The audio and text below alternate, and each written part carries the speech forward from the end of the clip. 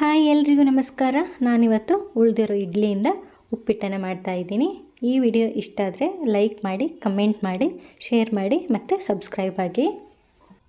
ನಾನಿಲ್ಲಿ ಉಳಿದಿರೋಂಥ ಇಡ್ಲಿಯನ್ನು ತೊಗೊಂಡಿದ್ದೀನಿ. ಒಂದು ಈರುಳ್ಳಿಯನ್ನು ಮೀಡಿಯಮ್ ಸೈಜಲ್ಲಿ ಕಟ್ ಮಾಡಿ ತೊಗೊಂಡಿದ್ದೀನಿ. 3 ಮೆಣಸಿನ್ಕಾಯಿನ ಒಂದರಲ್ಲಿ 3 ಭಾಗ ಮಾಡಿ ತೊಗೊಂಡಿದ್ದೀನಿ. ಟೊಮೆಟೊನ ಚಿಕ್ಕದಾಗಿ ಕಟ್ ಮಾಡಿ ತೊಗೊಂಡಿದ್ದೀನಿ.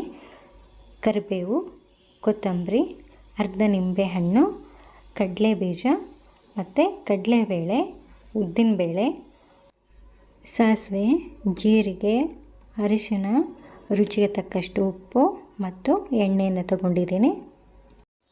ಬನ್ನಿ ಉಪ್ಪಿಟ್ಟು ಮಾಡೋದು ಹೇಗೆ ಅಂತ ನೋಡೋಣ. ಒಂದು ಬಾಣಲೆಯನ್ನು ಇಟ್ಟಿದ್ದೀನಿ. ಬಾಣಲೆಗೆ 3 ಟೇಬಲ್ ಸ್ಪೂನಷ್ಟು ಎಣ್ಣೆಯನ್ನು ಹಾಕಿದ್ದೀನಿ. ಎಣ್ಣೆ ಬಿಸಿ ಆದಮೇಲೆ ಸಾಸಿವೆಯನ್ನು ಹಾಕ್ತಾಯಿದ್ದೀನಿ. ಸಾಸಿವೆ ಸಿಡಿದ ಮೇಲೆ ಕಡಲೆಬೀಜನ ಹಾಕ್ತಾಯಿದ್ದೀನಿ. ಕಡಲೆಬೀಜ ಸ್ವಲ್ಪ ಫ್ರೈ ಆದಮೇಲೆ ಕಡಲೆಬೇಳೆ ಮತ್ತು ಉದ್ದಿನಬೇಳೆಯನ್ನು ಹಾಕ್ತಾಯಿದ್ದೀನಿ. ಈ 3 ಕೆಂಪಗಾಗುವವರೆಗೂ ಚೆನ್ನಾಗಿ ಫ್ರೈ ಮಾಡ್ತಾಯಿದ್ದೀನಿ.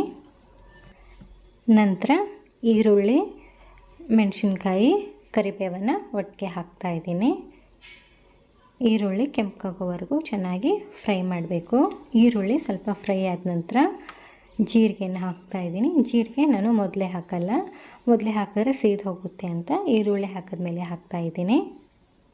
ಈ ರೀತಿ ಹಾಕೋದ್ರಿಂದ ಜೀರಿಗೆ ಫ್ಲೇವರು ಚೆನ್ನಾಗಿರುತ್ತೆ. ಇವೆಲ್ಲವೂ ಫ್ರೈ ಆದ ನಂತರ ಟೊಮೆಟೊ ಹಾಕ್ತಾಯಿದ್ದೀನಿ. ಜೊತೆಗೆ ರುಚಿಗೆ ತಕ್ಕಷ್ಟು ಉಪ್ಪು, ಅರಿಶಿನ, ನಿಂಬೆಹಣ್ಣಿನ ರಸವನ್ನು ಹಾಕಿ ಚೆನ್ನಾಗಿ ಮಿಕ್ಸ್ ಮಾಡ್ತಾಯಿದ್ದೀನಿ. ಮಿಕ್ಸ್ ಮಾಡಿದ ನಂತರ ಟೊಮೆಟೊ ಸಾಫ್ಟ್ ಆಗೋವರೆಗೂ ಚೆನ್ನಾಗಿ ಫ್ರೈ ಮಾಡಬೇಕು. ನಾವು ನಾರ್ಮಲಾಗಿ ಬನ್ಸಿ ರವೆ ಉಪ್ಪಿಟ್ಟು ಮಾಡ್ತೀವಲ್ವ, ಅದಕ್ಕಿಂತ ಟೇಸ್ಟಿಯಾಗಿರುತ್ತೆ ಇಡ್ಲಿ ಉಪ್ಪಿಟ್ಟು. ಇಡ್ಲಿ ಉಳಿದಾಗ ವೇಸ್ಟ್ ಮಾಡೋದಕ್ಕಿಂತ ಈ ರೀತಿ ಮಾಡಿದ್ರೆ ಚೆನ್ನಾಗಿರುತ್ತೆ. ಟೊಮೆಟೊ ಸಾಫ್ಟ್ ಆಗೋವರೆಗೂ ಫ್ರೈ ಮಾಡಿದ್ದೀನಿ. ನಂತರ ಇದಕ್ಕೆ ಮಾಡಿಟ್ಟಿರೋ ಇಡ್ಲಿಯನ್ನು ಈ ರೀತಿ ಮ್ಯಾಶ್ ಮಾಡಿ ಒಗ್ಗರಣೆ ಜೊತೆಗೆ ಸೇರಿಸ್ತಾ ಇದ್ದೀನಿ. ಇಡ್ಲಿಯನ್ನು ಸೇರಿಸಿದ ನಂತರ ಇದಕ್ಕೆ ಕೊತ್ತಂಬರಿಯನ್ನು ಸಹ ಹಾಕ್ತಾಯಿದ್ದೀನಿ. ಕೊತ್ತಂಬರಿ ಹಾಕಿದ ತಕ್ಷಣ ಮಸಾಲೆಯೊಂದಿಗೆ ಇಡ್ಲಿ ಮ್ಯಾಶ್ ಮಾಡಿರೋದು ಚೆನ್ನಾಗಿ ಮಿಕ್ಸ್ ಆಗೋ ಥರ ಈ ರೀತಿ ಕೈ ಆಡಿಸ್ತಾ ಇರಬೇಕು. ಇದೆಲ್ಲವೂ ಚೆನ್ನಾಗಿ ಮಿಕ್ಸ್ ಆದ ನಂತರ ಗ್ಯಾಸ್ ಮೇಲೆ 2 ನಿಮಿಷಗಳ ಕಾಲ ಇದೇ ರೀತಿ ಫ್ರೈ ಮಾಡಬೇಕು. ನೋಡಿ, ಚೆನ್ನಾಗಿರೋಂಥ ಇಡ್ಲಿ ಉಪ್ಪಿಟ್ಟು ರೆಡಿಯಾಗಿದೆ. ಈ ವಿಡಿಯೋ ಇಷ್ಟ ಆದರೆ ಲೈಕ್ ಮಾಡಿ, ಕಮೆಂಟ್ ಮಾಡಿ, ಸಬ್ಸ್ಕ್ರೈಬ್ ಆಗಿ.